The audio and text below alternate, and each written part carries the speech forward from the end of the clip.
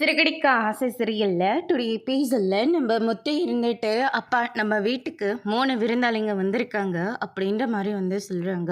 எல்லாருமே யாருடா அது அப்படின்னு சொல்லிட்டு எதிர்பார்க்குறாங்க. பார்த்தா நம்ம கிறிஷோட பாட்டி மகேஸ்வரி இவங்க 3 பேரும் வந்து நிற்கிறாங்க.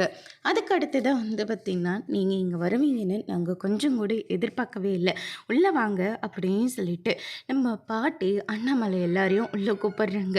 இந்த சின்ன பையன் மட்டும் இல்லைனா அன்னைக்கு மீனாவை காப்பாற்றிருக்கவே முடியாது. இந்த சின்ன பிள்ளைக்கு அவ்வளோ அறிவு இருக்குது, இது ரொம்பவே நல்ல பையன் அப்படின்னு சொல்லிட்டு எல்லாருமே கிறிஷை வந்து பாராட்ட செய்கிறாங்க. அதுக்கு அடுத்து தான் நம்ம ரோகிணி இருந்துட்டு மீனாவையே பார்த்துட்ருக்காங்க. ரோகிணியோட அம்மா இருந்துட்டு மீனா கிட்ட போய் மன்னிப்பு கேட்குறாங்க. நீ சொல்லியும் நாங்கள் இங்கே வந்திருக்கோமா, தயவு செஞ்சு என் பொண்ணோட வாழ்க்கை உன் கையில் தான் இருக்குது, யார்கிட்டேயும் எந்த ஒரு உண்மையும் சொல்லிடாதம்மா.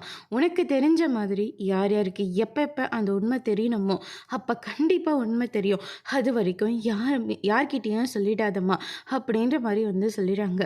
ஏமா நீங்கள் வந்த, ஏற்கனவே மீனாவுக்கு உண்மை தெரிஞ்சிருச்சு, இப்போ இன்னும் யார் யாருக்கெல்லாம் உண்மை தெரிய போதோ, என் வாழ்க்கையை அழிக்காமல் நீ ஓயவே மாட்டியா?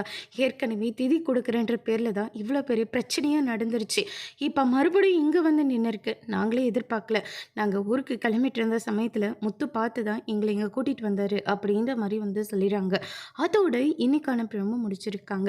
இப்போ மீனாவுக்கு தெரிஞ்ச உண்மை இன்னும் யார் யாருக்கெல்லாம் தெரிய போகுது, ரோகிணியோட வாழ்க்கை என்ன ஆக போகுதுன்றதை வரப்போகிற எபிசோடில் பார்க்கலாம்.